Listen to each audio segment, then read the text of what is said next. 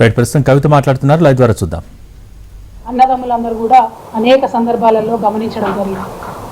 అందుకే పెద్దగా మేము మా ఎంపీ అరవింద్ గారు మాట్లాడినప్పుడు స్పందించాం. ఎందుకంటే రాజకీయాలలో అదేవిధంగా బయట జీవితంలో అయినా సరే ఒక వ్యక్తిత్వం ఉన్నటువంటి వ్యక్తులు మాట్లాడినప్పుడు ఒక పద్ధతైనటువంటి ఒక పంతాలో సరైనటువంటి ఎజెండాతోని మాట్లాడే వాళ్ళు ఉన్నటువంటి సందర్భంలో ఎవరైనా కూడా మాట్లాడతాం, వారు అడిగిన ప్రశ్నలకు సమాధానం చెప్తాం, లేకపోతే వారితోని ఎంగేజ్ అయ్యేటటువంటి ప్రయత్నం చేస్తాం. ఇక మా ఎంపీ గారు అన్ఎక్స్పెక్టెడ్గా నా మీద 2019లో 186 మంది అభ్యర్థులను పెట్టుకొని అనేక రకమైనటువంటి కన్ఫ్యూజన్స్ క్రియేట్ చేసి సంపూర్ణంగా కాంగ్రెస్ పార్టీ మద్దతుతోని యాక్సిడెంటల్గా గెలిచినటువంటి వ్యక్తి ఈ అరవింద్ గారు. గెలిచినప్పటి నుంచి ఇప్పటి వరకు చిల్లర మాటలు, చాలా చిన్న చేష్టలు, విచిత్రమైనటువంటి అంశాలు, ఎంత పెద్ద నాయకుడినైనా ఎటువడతటే మాట్లాడుతూ చాలా నిజామాబాద్ పేరును కూడా, మాకు సిగ్గైతుంది ఆయన నిజామాబాద్ నుండి ఉన్నాడంటే, నిజామాబాద్ పేరును కూడా మరి పాడు చేస్తున్నటువంటి వ్యక్తి ఈయన.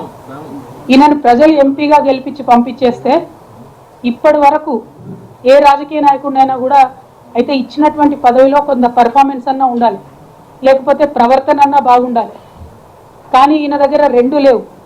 పార్లమెంటులో మామూలుగా ఏ ఎంపీ అయినా యావరేజ్గా, అంటే మన రాష్ట్రం యావరేజు ఎవరైనా సరే 20 ప్రశ్నలు అడిగినారు, కానీ 20 డిబేట్లలో పాల్గొన్నారు యావరేజ్గా మన రాష్ట్రంలో. కానీ మన ఎంపీ గారు, మన నిజామాబాద్ ఎంపీ గారు మాత్రం గడిచిన 4 ఏళ్లలో కేవలం 5 అంటే 5 డిబేట్లలో ఆయన పాల్గొనడం జరిగింది.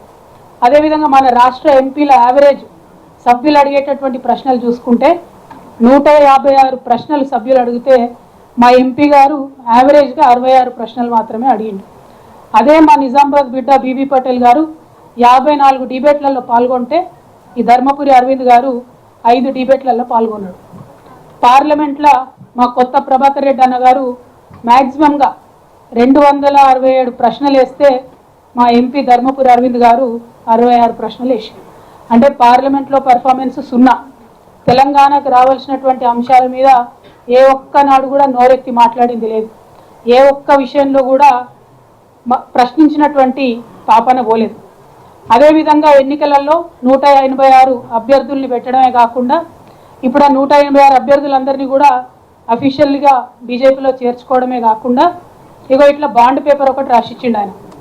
బాండ్ పేపర్ రాసిచ్చి మోసం చేసి మరి గెలవడం జరిగింది ఆయన. ఇక ఇప్పుడు మా పసుపు రైతులందరూ ఏమంటున్నారంటే బాండ్ పేపర్ రాసిచ్చి మోసం చేసిండు కాబట్టి ఈ బాండ్ పేపర్ మీద అక్క మరి మేమందరము చీటింగ్ కేసులు పెడతామని అంటున్నారు. ఇక రేపటి నుంచో ఎల్లుండి నుంచో పసుపు రైతులు ఎక్కడుంటే అక్కడ ఖచ్చితంగా ఆయన మీద చీటింగ్ కేసులు పెట్టడం కూడా జరుగుతుందని ఈ సందర్భంగా మీ అందరికి తెలియజేస్తాం. అదేవిధంగా మరి చదువు విషయం చూసుకుంటే ఫేక్ సర్టిఫికెట్ రాజస్థాన్ యూనివర్సిటీలో చదువుకొని వచ్చినటువంటి వ్యక్తి అసలు యూనివర్సిటీలో ఈయన ఉన్నట్టే లేదట. మరి దీని మీద కూడా ఎంక్వైరీ చేయవలసిందిగా నేను ఆయన మీద మరి ఒక అభ్యర్థిగా పోటీ చేసి ఉన్నాను కాబట్టి నేనే ఎలక్షన్ కమిషన్ కూడా ఈ విషయంలో ఫిర్యాదు చేయబోతా ఉన్నాను అని చెప్పి ఈ సందర్భంగా నేను తెలియజేస్తాను. ఎందుకు ఈ మాటలు చెప్తా ఉన్నా అంటే ప్రజా జీవితంలో ఉన్నప్పుడు నీతి నిజాయితీ, ఒక పద్ధతి, ప్రజలకు అంతో ఇంతో సేవ చేయాలనేటటువంటి ఒక ఆసక్తి ఉండాలి. కానీ అవన్నీ పక్కన పెట్టి నిన్న ఆయన ప్రెస్ మీట్ పెట్టిండు నిజామాబాద్లో. పెట్టి ఏం చేస్తారు, కేసీఆర్ గారిని అనరాని మాటలు అంటున్నారు. ఎన్ని రకాల మాటలు అనాలో అని అన్నాడు. ఒక ఆడబిడ్డగా నిజంగా అందులో ఉన్న కొన్ని మాటలు విని బాధ అనిపించి అసలు మనకి ఇంత దరిద్రమైన రాజకీయం అవసరమా, తెలంగాణలో ఇంత చెత్త మనుషులు అవసరమా, ఇంత చెత్త ఆరోపణలు అవసరమా అని ఒక బాధతోని వాళ్ళు నేను ప్రెస్ మీట్ పెడుతున్నా. మా ఎంపీ అరవింద్ గారు బురదలు అంటాడు, ఆయన మీద రాయేస్తే ఇగో తెల్లటి మన బట్టలే పాడైతే. అందుకే మేము ఎవరం పెద్దగా నేను పట్టించుకొని మాట్లాడడం, అంతేగాని ఆయన పెద్ద వీరుడో శూరుడో అని కాదు. అటువంటి బురద మీద రాళ్ళేయొద్దని చెప్పి ఇన్ని రోజులు ఆగినాం. కానీ నిన్న ఆయన ఒక మాట మాట్లాడిండు, నేనట కాంగ్రెస్ పార్టీ ఖర్గే గారితో మాట్లాడి కాంగ్రెస్ పార్టీలోకి పోతానట. ఆయన కలవడ్డదో మరి ఎవడు చెప్పిండో, ఆయన ఏమంటుండు, ఎవడో కాంగ్రెస్ సెక్రటరీ చెప్పిండట. అంటే ఏంటి విషయం, నువ్వే వాళ్ళతో టచ్లో ఉన్నావు, నేను లేను. నీకేం పని కాంగ్రెస్ సెక్రటరీతో, నువ్వు బీజేపీలో ఉన్నావు కదా ఎంపీ, నీకేం పని కాంగ్రెస్ సెక్రటరీ నీకెందుకు చెప్తాడు, నువ్వు నా మీద ఎట్లా చెప్తాడు ఆయన నీకు? అంటే నువ్వు ఎన్నికలలో వాళ్ళకి పైసలు ఇచ్చినావు కాబట్టి, ఎన్నికలలో కాంగ్రెస్ పార్టీ నువ్వు కలిసి పనిచేసారు కాబట్టి నిజామాబాద్ జిల్లాలో ఏ చిన్న నాయకుడిని అడిగినా చెప్తారు కంప్లీట్లీ సరెండర్డ్ కాంగ్రెస్ పార్టీ అక్కడ ఎన్నికలలో.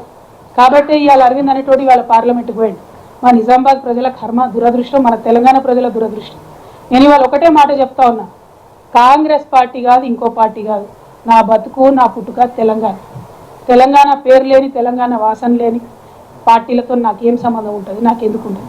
ఇటువంటి పిచ్చి పిచ్చి మాటలు మాట్లాడి ప్రజల మీద ఏదో కన్ఫ్యూజన్ క్రియేట్ చేయాలి, నా మీద ఏదో అబండాలు వేయాలని చెప్పి ఎంపీ అరవింద్ ప్రయత్నం చేస్తే, నేను ఇంతవరకు 2006లో నేను ఇంట్లోకి వెళ్ళి బయటకు వచ్చి ప్రజా జీవితంలోకి వచ్చినా అంటే 2006 నుంచి 2022 వరకు ఏ ఒక్క వ్యక్తిని కూడా నేను పర్సనల్గా తిట్టలేదు. ఎప్పుడు ఇష్యూ మీదనే మాట్లాడాను. చాలాసార్లు విలేకరులు మిత్రులు అడుగుతారు, కొద్దిగా టెంప్టింగ్, అక్క ఇట్లా మాట్లాడు అట్లా మాట్లాడాలి. నేను ఒకటే చెప్పిన, ఇష్యూ మీద మాట్లాడతా బ్రదర్, నేను వ్యక్తుల మీద మాట్లాడాలి. కానీ వాళ్ళ వ్యక్తి మీద వ్యక్తిగతంగా చెప్తున్నా నేను. అరవింద్ గుర్తుపెట్టుకో, ఇంకోసారి నా గురించి పిచ్చి పిచ్చిగా మాట్లాడితే నిజామాబాద్ చౌరస్తాలో చెప్పుతో కొడతా, మామూలు కూడా కాదు. తమాషాలు అవుతున్నాయా చూస్తూ ఊరుకుంటుంటే? భాష లేదు, పద్ధతి లేదు, మాట లేదు, మంతి లేదు, కేసీఆర్ గారు గౌరవం లేదు, ఇంకోటి లేదు, ఇంకోటి లేదు. ఏం చేసినావు? నీ కాంట్రిబ్యూషన్ ఏముంది తెలంగాణకి? ఎందుకోసం మాట్లాడుతున్నావు ఇట్లా? ఎవరి మీద పడితే వాళ్ళ మీద ఎంత పడితే అంత మాట మాట్లాడితే చూస్తూ ఊరుకుంటావు అనుకుంటున్నావా? బిడ్డ చెప్తున్నా, ఎక్కడికి పోతావో ఎన్నికలలో ఎంటబడి ఓడిస్తా నిన్ను. అదేవిధంగా ఇట్లా మాట్లాడినావు అనుకో, మామూలుగా దన్నం పట్టుకొని తంతం బిడ్డ, ఎక్కడికి పోతే అక్కడ. తమాషాలు అయితేనే చూస్తూ ఊరుకుంటుండే. రాజకీయం చేయి, ఇట్లా పిచ్చేషాలు వేపు. ఇంకొకసారి మాటలు రావనుకోకు, వచ్చు మర్యాద ఉండాలి పాలిటిక్స్లో, దిగజారొద్దు. ఒక ఆడబిడ్డతో ఇవాళ ఇంత మాట అనిపించుకున్నావు అంటే ఈ రాష్ట్రంలో రాజకీయాలను భ్రష్టు పట్టిస్తున్నావు అని అర్థమైంది కాబట్టి చెప్పడానికి వచ్చింది. ఇంకొకసారి ఈ వ్యక్తి మీద నేను మాట్లాడాను జీవితంలో, కానీ ఈ వ్యక్తి రాజకీయంగా ఎక్కడ పోటీ చేసినా అక్కడ పోయి మరీ ఓడిస్తా. ఎక్కడన్నా పిచ్చి పిచ్చి వేషాలు మాట్లాడితే మాత్రం మెత్తగా దంతం, వెంటబడి ఓడిస్తాం చెప్తున్నా. ఎందుకంటే ఒకటే చెప్తారు తెలంగాణలో, కుక్క కాటుకు చెప్పు దెబ్బ మామూలు విషయం అర్థం కాదు కుక్కకు. కాబట్టి అలా చెప్తున్నా, ఇంకొకసారి నా మీద నేను పార్టీ మారుతా అని ఇదని అదని అడ్డమైన కూతలు కూస్తే చెప్పు తీసుకొని నిజామాబాద్ చౌరస్తాలో కొడతా బిడ్డ. ఏమనుకుంటున్నాం? అన్పార్లమెంటరీ అనుకోండి, ఇంకోండి 16 సంవత్సరాల ప్రజా జీవితంలో చాలా ఓపికతో పేషెన్స్తో ఉన్నటువంటి నన్ను ఇవాళ ఇంత మాట నా చేత అనిపించిందంటే వాడు ఎంత చీప్ ఫెలోనో మీ అందరూ ఆలోచన చేసుకోండి. తెలంగాణ ప్రజలకు నేను క్షమాపణ చెప్తున్నా ఇట్లా మాట్లాడుతున్నందుకు. కానీ తప్పక ఆవేదనతోని, బాధతోని, ఒక ఆడబిడ్డనైనా రాజకీయాల్లో డిగ్నిఫైడ్గా ఉండాలి. నన్ను చూసి 10 మంది ఆడపిల్లలు రాజకీయాల్లోకి రావాలనుకున్నా కానీ ఎవరు కూడా వెనక్కి పోవద్దు అనుకున్నా నేను. కానీ వాళ్ళు ఇట్లా మాట్లాడాల్సి వచ్చినందుకు బాధతో మాట్లాడుతున్నా. ఇవాళ ఇంకో విషయంలో నేను చెప్తున్నా, అడగండి ఖర్గే గారిని. ఇంతమంది ప్రెస్ మిత్రులు ఉన్నారు కదా, నేను ఫోన్ చేసిందేమో అడగండి ఖర్గే గారిని. ఖర్గే గారు మాకు పార్లమెంట్లో తెలుసు, మాలాంటి ఫస్ట్ టైం పార్లమెంట్ మెంబర్లందరినీ కూడా దగ్గరికి కూడేసుకొని మాట్లాడి ఆయన అనేక విషయాలు చెప్పేటోడు. ఫ్రెండ్షిప్ ఉంది, అందరితో ఉంటుంది, 100 మందితో ఉంటుంది. నీలాగా పిచ్చోళ్ళతో ఎవరు మాట్లాడరు. మంచోళ్ళతోని, పాలిటిక్స్లో పొలైట్గా ఉండేటోళ్ళతో అందరు మాట్లాడతారు.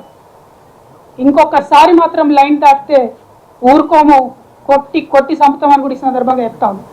అదేవిధంగా ఇంకా అనేక అంశాల మీద మాట్లాడింది. పసుపు బోర్డు అంటాడు. నేను ఇవాళ ఒక మాట అడుగుతాను, పసుపు బోర్డు ఇస్తా అని బాండ్ పేపర్ రాసిచ్చు, పసుపు బోర్డు రాకపోయి అది అబద్ధమా కాదు? ఇవాళ నువ్వు చేయాల్సింది రాజకీయాల్లో ఉన్నటువంటి వాడి పసుపు రైతుల కాళ్ళు పట్టుకొని క్షమాపణ కోరి తిరగాలి తప్పితే సిగ్గు లేకుండా బోర్డు కన్నా ఎక్కువ ఇంకోటి తెచ్చినా అంటున్నాం. మా నిజామాబాద్లో ఒక రైతు ఉంటాడు, మనోహర్ రెడ్డి గారు అని. 25 ఏళ్ళ ఆయన చెప్పులేసుకోక. నేను పసుపు బోర్డు టాపిక్ తీసుకున్నదే ఆయనను చూసి ఇన్స్పైర్ అయినా. నేను పసుపు బోర్డు రావడానికి నేను చెప్పులేసుకోకుండా తిరుగుతా అని చెప్తే ఆయనను చూసి ఇన్స్పైర్ అయ్యి పసుపు బోర్డు కోసం ప్రయత్నం చేస్తా అని చెప్పి నా ప్రయత్నాలు మొదలుపెట్టినా. కానీ ఈయన ఎందుకోసం మొదలుపెట్టిండో తెలియదు. పాప మా మనోహర్ రెడ్డి అదే జాగరణ మంచో బిగరణ మంచో మొత్తం అది బీజేపీ ఆర్గనైజేషన్. కానీ అక్కడ కూడా ఆయనకి ఏమాత్రం గౌరవం దొక్కుతలేదు. నేను ఇవాళ కోరేది ఒకటే, మనోహర్ రెడ్డి లాంటి రైతుల కాళ్ళు పట్టుకొని క్షమాపణ అడిగి నువ్వు తిరుగు. రాజకీయాల్లో ఉంటే నీతి నిజాయితీ కొంతను మర్యాద ఉండాలి, కనీసం ఆ ఇంగిత జ్ఞానం ఉండాలి. ఆ విషయం మీద ఆలోచన చేయవలసిందిగా నేను ప్రజలందరూ కూడా కోరుతూ, ఇంత నీచమైనటువంటి వ్యక్తి మీద ఆయన కోసం దిగొచ్చి ప్రెస్ మీట్ పెట్టాల్సి వచ్చినందుకు, ప్రెస్ మిత్రుల సమయం కూడా వృధా చేసినందుకు మీకు కూడా నేను క్షమాపణ చెప్తున్నా. కాకపోతే తప్పలేదు, తప్పనిసరి పరిస్థితుల్లో చెప్తున్నా. ఇంకొక మాట ప్రెస్ అనేది ఈ వ్యక్తి మీద నేను పెట్టను. కానీ పొలిటికల్గా ఎక్కడ పోయినా వెంటాడి ఓడిస్తాను మాత్రం ఈ సందర్భంగా తెలియజేస్తూ, మళ్ళొకసారి ఇక్కడికి వచ్చిన బీజేపీ మిత్రులందరూ కూడా మనస్ఫూర్తిగా ధన్యవాదాలు తెలియజేస్తాం.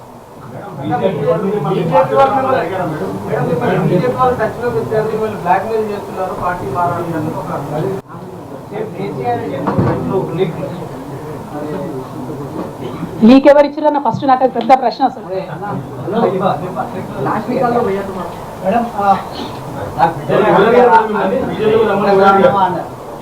See, I'll tell you something. In this country at this point of time, there are multiple, in this country at this point of time, there have been multiple proposals given to me by various people. I'm a very decent politician. I want to remain in this country in politics for a long time.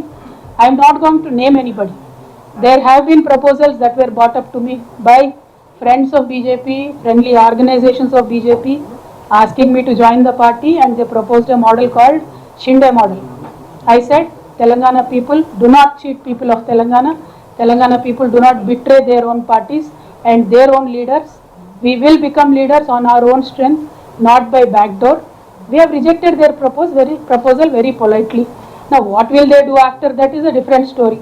We are in politics, we are in public life, we are always among the people, we will face it. We are seeing the trend where the opposition leaders have been harassed by ED, like Hemant Soren yesterday, he himself said, I am a chief minister, I have asked for 1 week deferment of my ED questioning, but ED refused to even give me an extension. He in fact said, I am in a constitutional post, where will I run away? So this is a very unfortunate trend that we are seeing in this country. All I am trying to tell you is, there will be multiple proposals in politics. Some are accepted, some are rejected. The proposals that were brought to me, I have categorically rejected them, because my heart always is in a party where my leader is, and I have only one and only leader in this entire life, and he will remain to be the one, that is Honorable KCR Garu. My life, my entire political career is with him and only with him.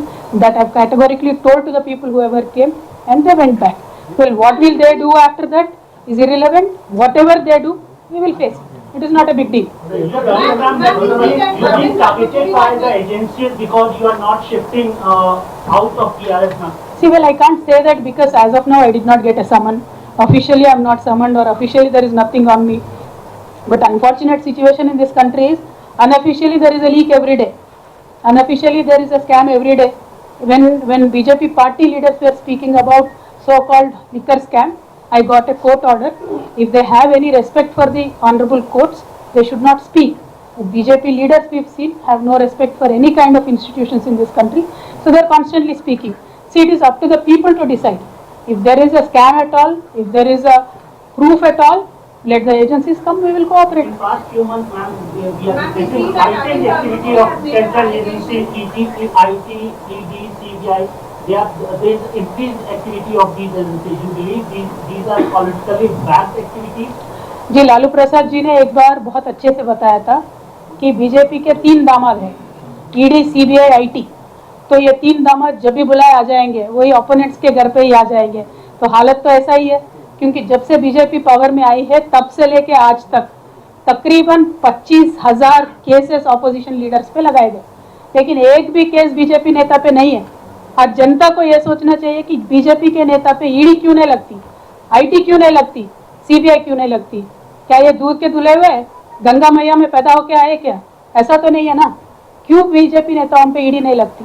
और जो नेता पे ED लगता है, या तो वो जय मोदी करेगा तो नहीं ईडी होगा, नहीं तो जय मोदी नहीं बोलेगा तो फिर ईडी होगा. ये तो ED, CBI, IT have become a washing powder Nirma kind of a concept. तो निरमा में नहला के बीजेपी में ले लेते हैं. तो this is what they are doing. Unfortunate situation, but there is a time. बहुत ज़्यादा हो गया ये इस तरीके का राजनीति, लोगों को भी पसंद नहीं आ रहा है. बराबर लोगों से एक इनकलाब निकल के आएगा, और बराबर हमारे जैसे नेता जो है, जो लोगों में हमेशा रहते हैं, हमारे साथ जनता देगी, हमारा पूरा पूरा विश्वास है.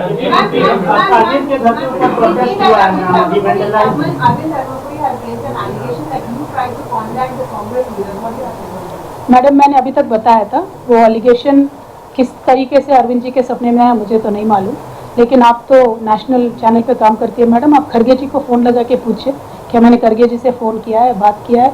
वैसे मुझे किसी भी पार्टी में ज्वाइन करने में कोई भी इंटरेस्ट नहीं है. हमारा पार्टी टीआरएस अभी बीआरएस बनाए, कल को नेशनल लेवल पे काम करेगा। हम बराबर नेशनल लेवल पे काम करेंगे। जो आज हमने तेलंगाना में विकास करके दिखाया है, वो कल के दिन पूरे भारतवर्ष में विकास करने के लिए अलग अलग मॉडल बनाएंगे, जनता के पास जाएंगे, जनता मानेगी, मदद देगी तो बराबर उनके लिए काम करेंगे। మీకు V6 వాళ్ళకి తెలియకుండా అడుగుతారా నన్ను?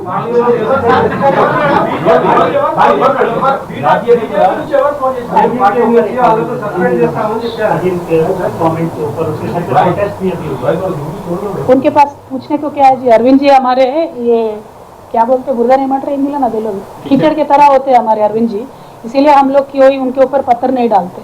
बहुत चिचोरा किस्म के आदमी है उन्होंने, लेकिन आज उन्होंने एक एलिगेशन लगाया, इसीलिए मैं जनता को क्लियरिटी देने के लिए मैं यहाँ आके बात कर रही हूँ, वरना उनका नाम लेने के भी लायक नेता नहीं है वो।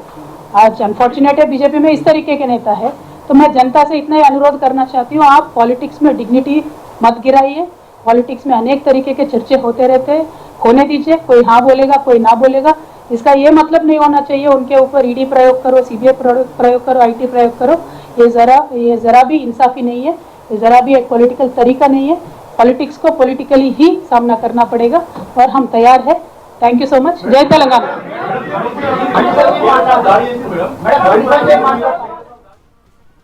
గుర్తుపెట్టుకో, ఇంకోసారి నా గురించి పిచ్చి పిచ్చిగా మాట్లాడితే నిజామాబాద్ చౌరస్తాలో చెప్పుతో కొడతా, మామూలు కూడా కాదు। తమాషాలు అవుతున్నాయా చూస్తూ ఊరుకుంటుంటే? భాష లేదు, పద్ధతి లేదు, మాట లేదు, మంతి లేదు, కేసీఆర్ గారు గౌరవం లేదు, ఇంకోరు లేదు। ఏం చేసినావు? నీ కాంట్రిబ్యూషన్ ఏముంది తెలంగాణకి? ఎందుకోసం మాట్లాడుతున్నావు ఇట్లా? ఎవరి మీద పడితే వాళ్ళ మీద ఎంత పడితే అంత మాట మాట్లాడితే చూస్తూ ఊరుకుంటాం అనుకుంటున్నావా? బిడ్డ చెప్తున్నా, ఎక్కడికి పోతావో ఎన్నికలలో ఎంటబడి ఓడిస్తా నిన్ను। అదేవిధంగా ఇట్లా మాట్లాడినావు అనుకో, మామూలుగా దన్నం పట్టుకొని తంతం బిడ్డ, ఎక్కడికి పోతా అక్కడ। తమాషాలు అయితేనే చూస్తూ ఊరుకుంటుండే। రాజకీయం చేయి, ఇట్లా పిచ్చేషాలు వేయకు। ఇంకొకసారి మాటలు రావనుకోకు, వచ్చు మర్యాద ఉండాలి పాలిటిక్స్లో, దిగజారొద్దు। ఒక ఆడబిడ్డతో ఇవాళ ఇంత మాట అనిపించుకున్నావంటే ఈ రాష్ట్రంలో రాజకీయాలను భ్రష్టు పట్టిస్తున్నావు అని అర్థమైంది కాబట్టి చెప్పడానికి వచ్చింది। ఇంకొకసారి ఈ వ్యక్తి మీద నేను మాట్లాడాను జీవితంలో, కానీ ఈ వ్యక్తి రాజకీయంగా ఎక్కడ పోటీ చేసినా అక్కడ పోయి మరీ ఓడిస్తా। ఎక్కడైనా పిచ్చి పిచ్చి వేషాలు మాట్లాడితే మాత్రం మెత్తగా దంతం వెంటబడి ఓడిస్తాం చెప్తున్నా। ఎందుకంటే ఒకటే చెప్తారు తెలంగాణలో, కుక్క కాటుకు చెప్పు దెబ్బ మామూలు విషయం అర్థం కాదు కుక్కకు। కాబట్టి అలా చెప్తున్నాం, ఇంకొకసారి నా మీద నేను పార్టీ మార్కా అని ఇదని అదని అడ్డమైన కూతలు కూస్తే చెప్పు తీసుకొని నిజామాబాద్ చౌరస్తాలో కొడతా బిడ్డ। ఏమనుకుంటున్నాం? అన్పార్లమెంటరీ అనుకోండి, ఇంకోండి అనుకోండి। అరవింద్ గుర్తుపెట్టుకో, ఇంకోసారి నా గురించి